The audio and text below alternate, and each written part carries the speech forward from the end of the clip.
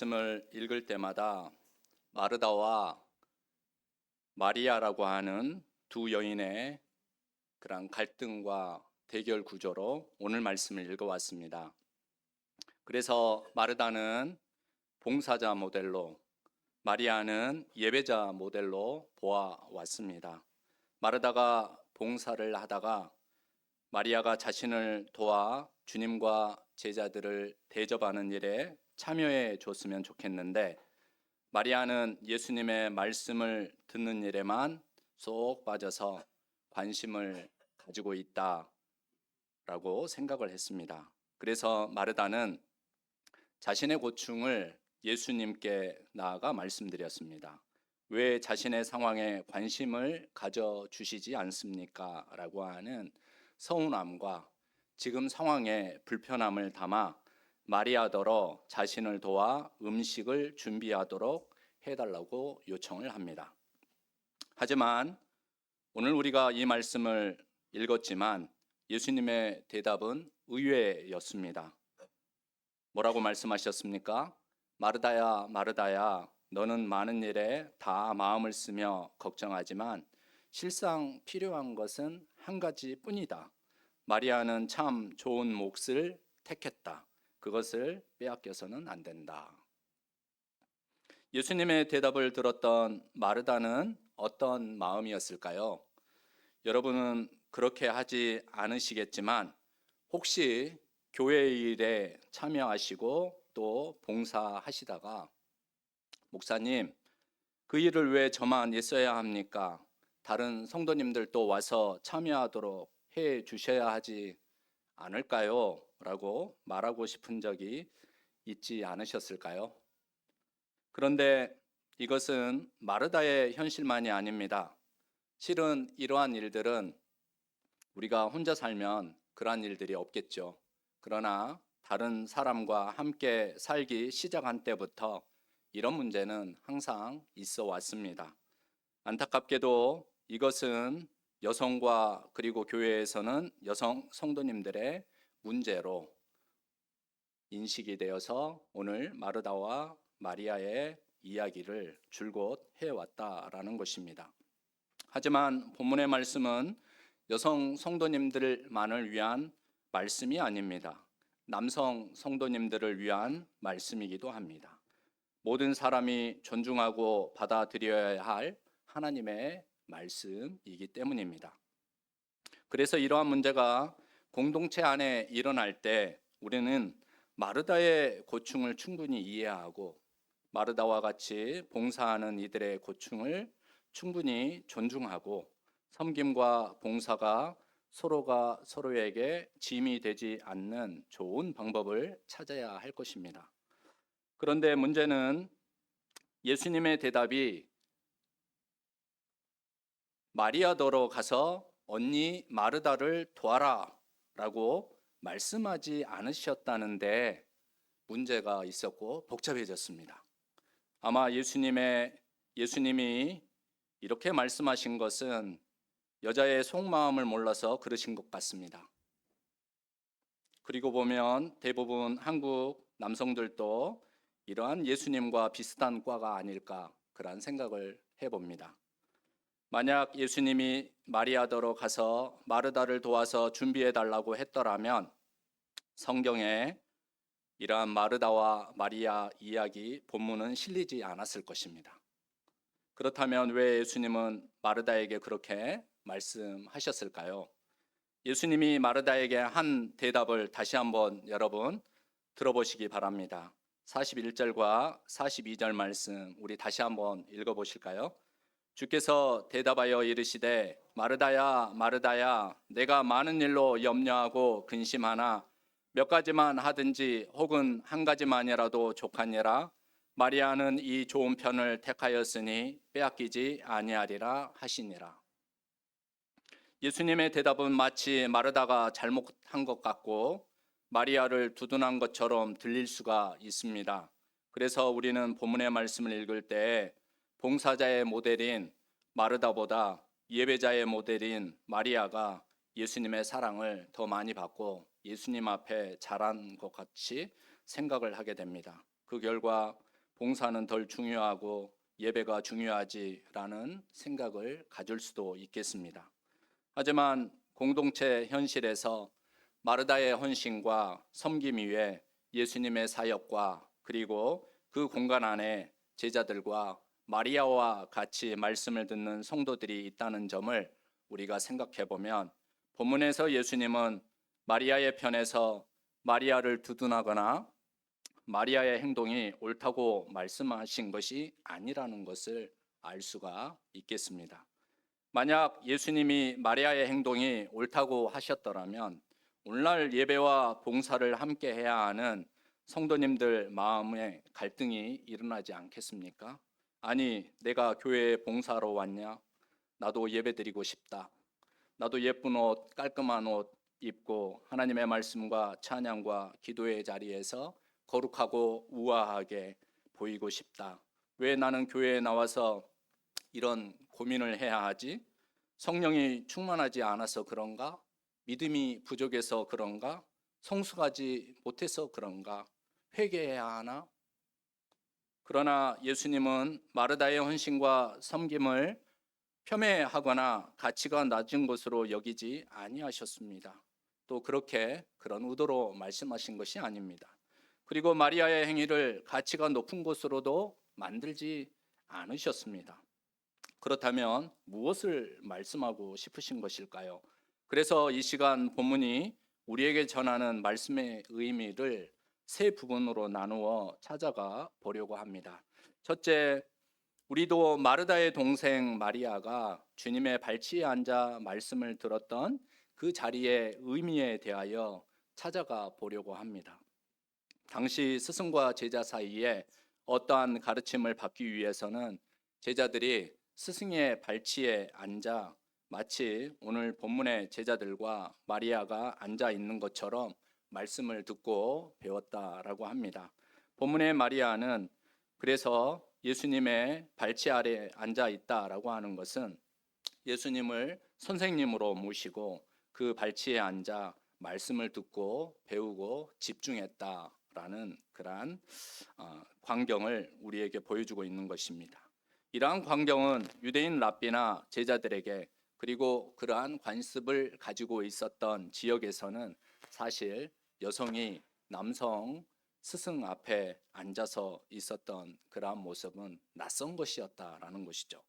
마치 집안의 아버지와 아들 그리고 손자가 먹는 밥상에 며느리가 앉아서 함께 겸상을 하고 있는 그런 상황으로 설명을 할 수 있겠습니다. 특별히 당시는 여성을 평가절하하던 시대였습니다.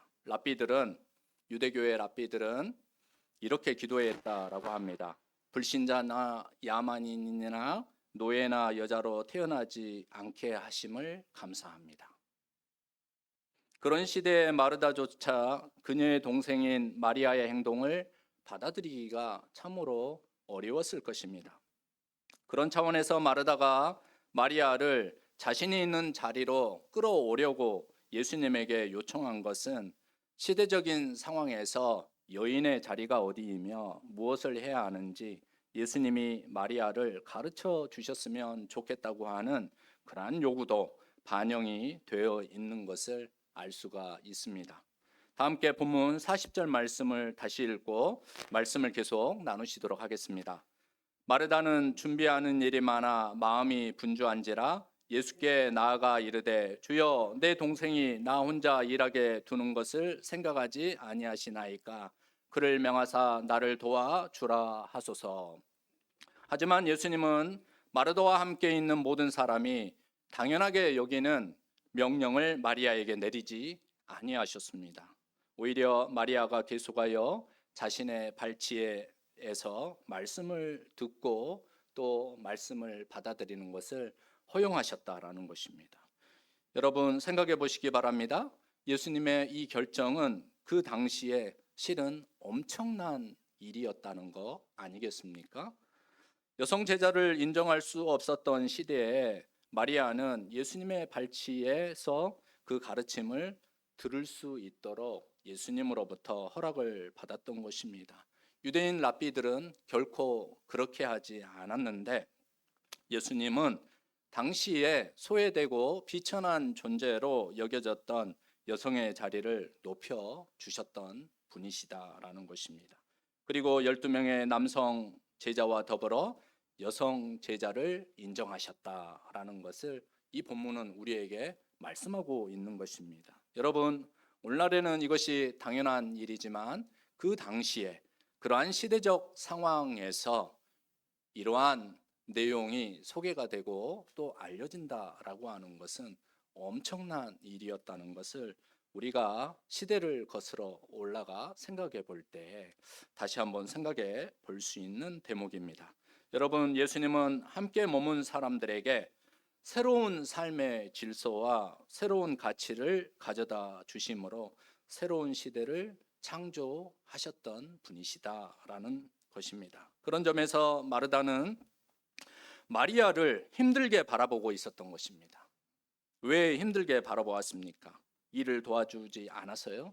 왜냐하면 마르다는 기존의 질서 속에 머물러 있었던 한 사람의 표상이고, 마리아는 새로운 질서 속에 들어가 있었던 새로운 피조물이기 때문이라는 것입니다.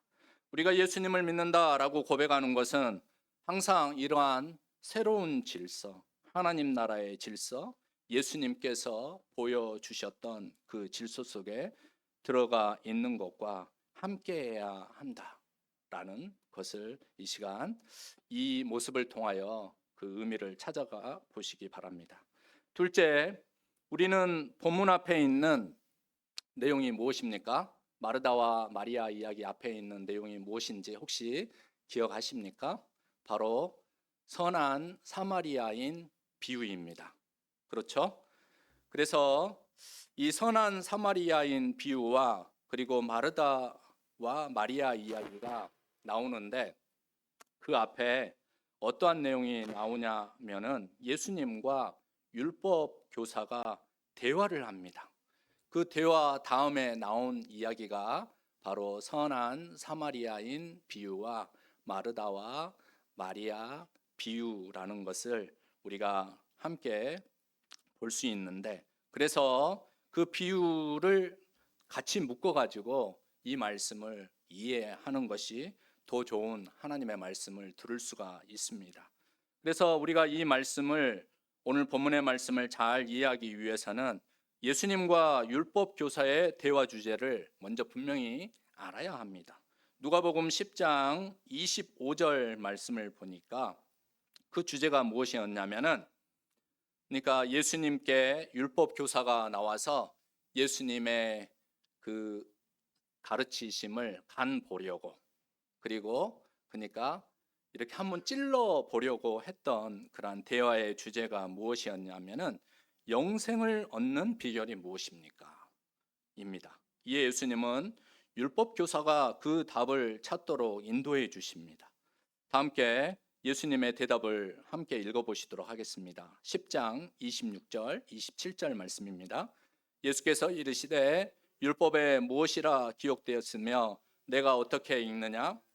대답하여 이르되 내 마음을 다하며 목숨을 다하며 힘을 다하며 뜻을 다하여 주 너의 하나님을 사랑하라 하고 또한 내 이웃을 내 자신과 같이 사랑하라 하였나이다. 예수님과 율법 교사의 대화를 요약해 보면 영생을 얻는 비결이 무엇입니까? 예수님은 대답하십니다. 하나님 사랑, 이웃 사랑을 실천하는 것입니다.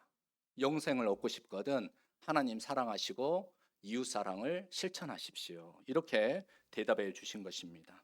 그래서 그 예화로 어떻게 이웃을 사랑해야 하느냐, 그 예화를 주십니다. 그 내용이 무엇이냐? 바로 자비를 베푼 사마리아, 바로 사람 이야기입니다. 그렇다면 이 말씀의 문맥에서 마르다와 마리아 이야기는 무엇이겠습니까? 제가 답을 이미 드렸습니다. 여러분, 마르다와 마리아 이야기는 예수님께서 하신 말씀의 문맥에서 누가복음의 저자 누가는 마르다와 마리아 이야기를 통해서 무슨 말씀을 전하고 싶은 것이겠습니까? 바로 하나님 사랑입니다. 하나님 사랑과 관련된 내용을 구체적인 설명을 가지고 하고 있는 것이 바로 누가복음 오늘 본문의 말씀이라는 것입니다. 우리는 어떻게 하나님을 사랑할 수 있을까요? 우리가 조금 전에 읽은 누가복음 10장 27절에서는 하나님을 사랑하되 마음과 목숨과 힘과 뜻을 다하여 하나님을 사랑하라 이렇게 말씀하셨습니다. 그렇다면 마르다와 마리아의 모습 속에서 그들이 어떻게 하나님을 사랑하고 있는지를 들여다보아야 합니다. 그런데 쉽지가 않습니다. 말씀의 전개상 예수님을 자기 집으로 초대한 사람은 마르다였습니다. 마르다가 자기 집으로 예수님을 초대했다고 했습니다. 동생 마리아는 그 집에 함께 살고 있는지 아니면 잠시 들렀는지 옆집에 살고 있는지 분명하게 알 수는 없지만 아무튼 마르다가 예수님을 초대한 것은 예수님을 아끼고 사랑했기 때문입니다. 또 예수님도 그것을 좋아했기 때문입니다. 마르다가 예수님을 아끼고 사랑한 것을 어느 누구도 부정할 수가 없습니다.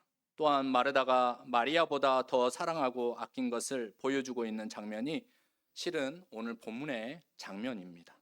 마르다가 준비하는 일에 분량이 많다고 하는 것은 예수님을 아끼고 사랑하는 마음을 담기에 좋은 표현입니다. 여러분 어머니 집에 이렇게 가셨던 적을 생각해 보시기 바랍니다. 어머니는 하나라도 더 맛있는 반찬과 또 맛있는 그러한 음식을 장만을 해가지고 짧은 시간에 하나라도 더 준비해가지고 아들 왔느냐 딸 왔느냐라고 하면서 더 먹이고 싶은 것이 바로 어머니의 마음, 사랑의 마음 아니겠습니까? 실은 이 본문의 말씀 마르다를 뭐라고 할 수가 없어요. 예수님을 초대해가지고 예수님 수고하시고 또 많은 사람들을 사랑해 주시고 또 자기들을 특별히 사랑해 주시는데 좋은 것, 맛있는 것을 드리고 싶은 것이 바로 마르다의 마음이었습니다. 그러니 누가 오늘 본문에 이 마르다더러 예수님한테 지금 꾸지람을 받고 있느냐고, 예수님이 마르다를 덜 편들고 덜 사랑하냐고, 덜 사랑한 것 같다고 누가 말할 수 있겠습니까? 아니라는 것입니다. 마르다와 대조적으로 실은 마리아의 모습을 보시기 바랍니다. 마리아가 칭찬을 받는 것 같지요. 그러나 마르다는 대화의 주제에 손님처럼 지금 그려지고 있습니다. 본문에는 예수님과 마르다의 대화만 있지 마리아는 사실 마르다와 그리고 예수님과의 대화의 배경인물로만 소개가 되고 있는 것을 알 수가 있습니다. 무슨 말씀입니까? 바로 본문의 말씀은 예수님과 마르다의 대화를 통하여 무엇이 어떻게 하는 것이 하나님을 잘 사랑하는 길이냐라는 것을 말씀하고 있는 것입니다. 그래서 오늘 본 말씀을 읽을 때 마르다를 예수님의 발치 아래에 있는 마르다와 비교하지 말아야 합니다. 비교하는 것부터 마르다를 잘못 이해하고 있는 것이다 라는 것입니다.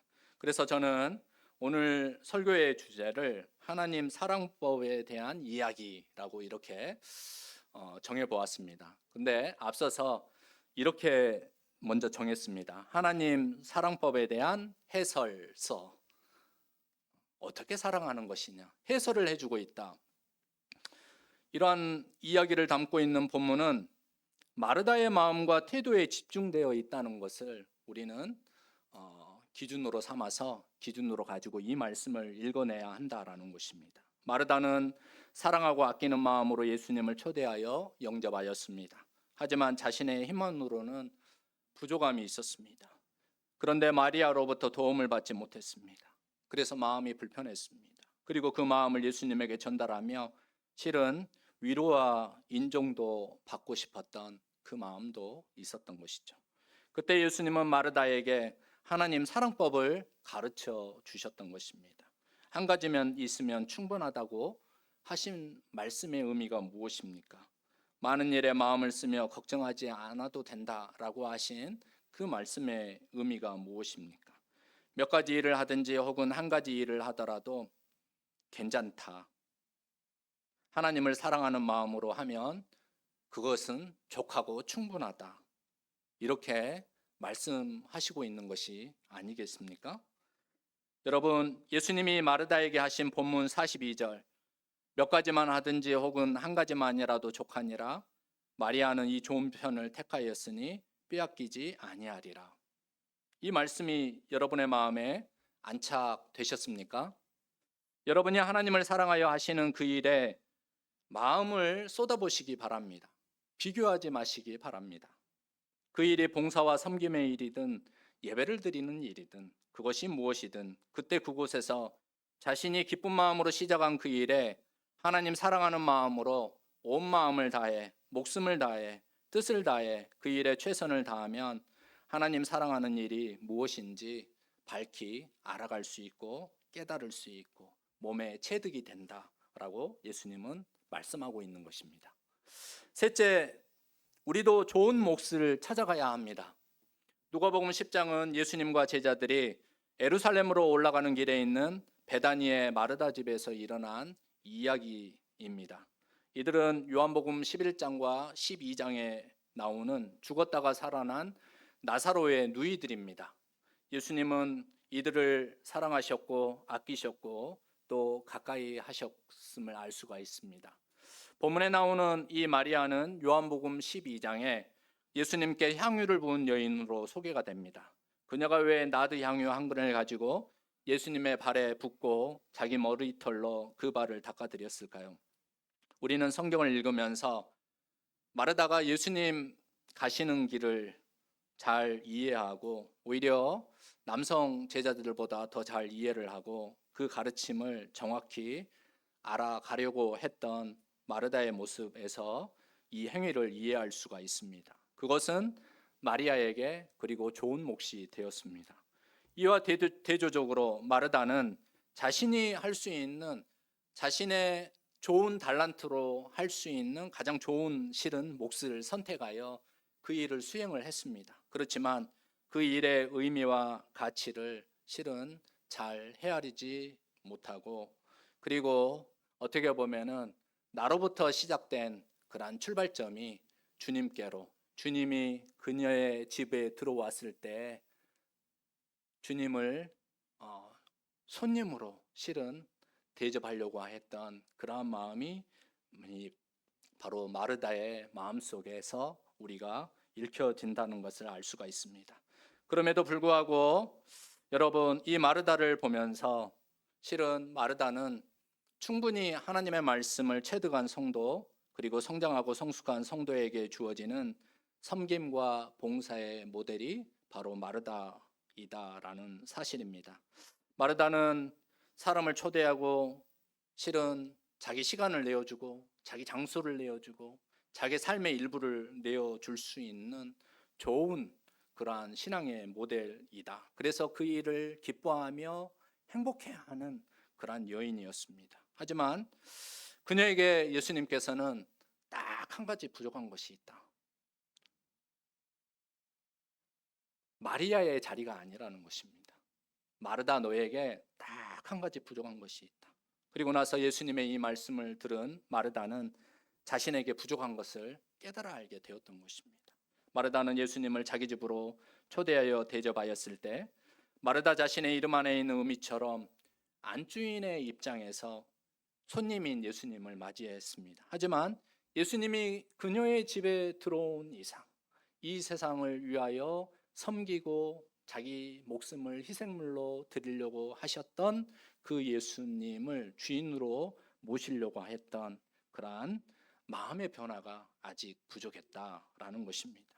예수님이 그녀의 집에 들어왔을 때 그렇기 때문에 그녀는 주님에 대한 애틋하고 사랑하는 마음을 가지고 많은 일을 하려고 했습니다. 그러나 이 누가복음의 배경이나 요한복음의 배경을 보았을 때 지금 예수님이 간절히 바라는 것은 바로 마르다의 그러한 대접이라기보다는 관계였다라는 것입니다.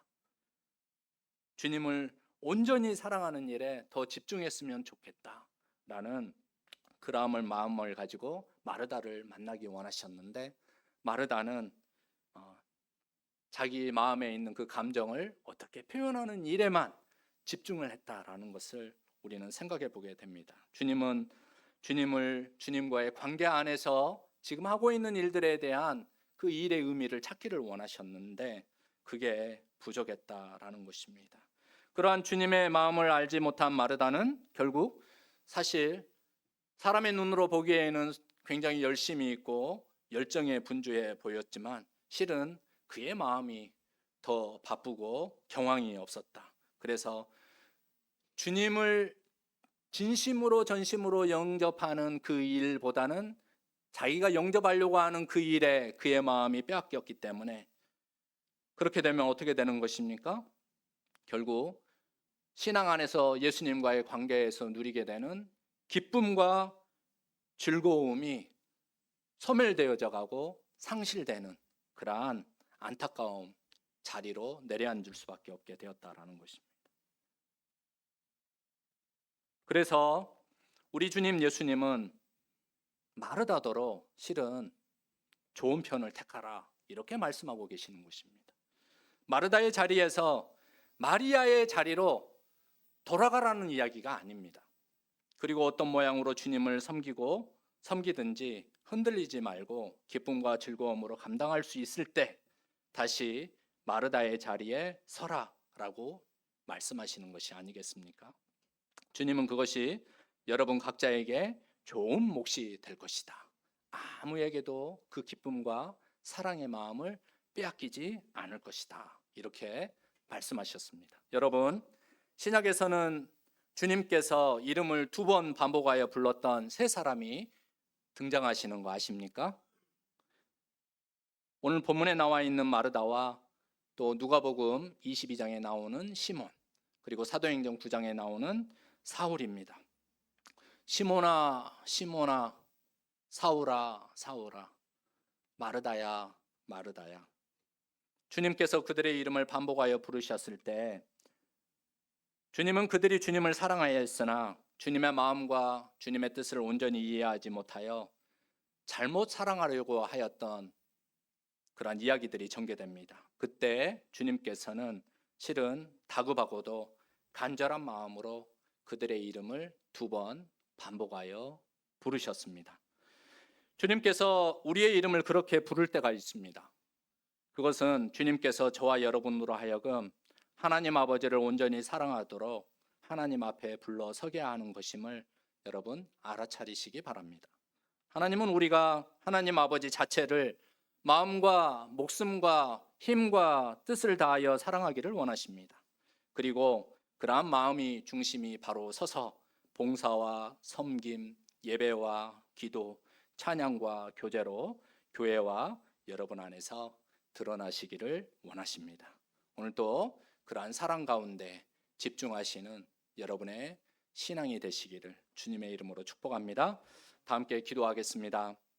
하나님을 온전히 사랑하는 자녀들이 되게 하옵소서. 무엇을 하든지 하나님을 사랑하는 마음으로 한 가지라도 집중하여 마음의 기쁨과 즐거움을 누리게 하여 주옵소서. 참된 예배자가 되게 하시고 또 참된 봉사자가 되게 하옵소서. 신앙의 근본이자 으뜸이신 예수 그리스도의 사랑과 헌신을 마음속에 깊이 새겨 새삼과 새 시대 안에 살아가는 참된 제자들이 되게 하옵소서. 우리 주님 예수 그리스도의 이름으로 기도드립니다. 아멘. 다 함께 찬송가 317장